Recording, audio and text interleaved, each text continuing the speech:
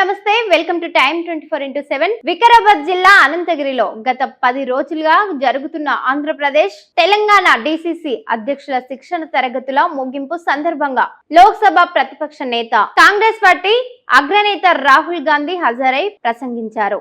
ఈ ప్రసంగంలో భాగంగా రాహుల్ గాంధీ చేసిన వ్యాఖ్యలు ఇప్పుడు వివాదాస్పదమై అవుతున్నాయి.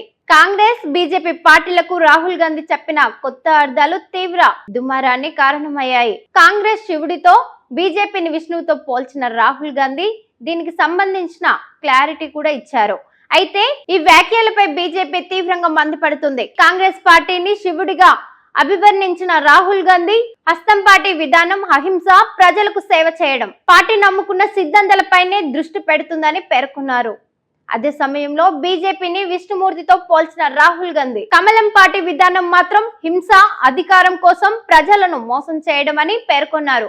కాంగ్రెస్ పార్టీకి శివుడు పోలిక ఉందన్న రాహుల్ గాంధీ మహాశివుడు తన శరీరంలో సగభాగాన్ని మహిళలకిచ్చి నిరాడంబరంగా అడిగి ఇచ్చిన విధంగా ఉంటాడని తెలిపారు.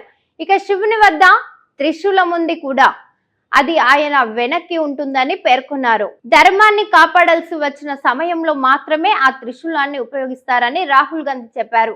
ఇక బీజేపీకి విష్ణువుతో పోలిక ఉందని పేర్కొంటూ ఆ పార్టీపై తీవ్ర వ్యక్తం చేశారు.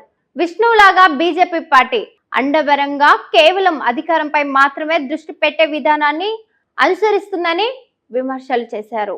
షేర్ చేయండి, లైక్ చేయండి, సబ్స్క్రైబ్ చేయండి. మరిన్ని వీడియోల కోసం బెల్ సింబల్ పై క్లిక్ చేయండి.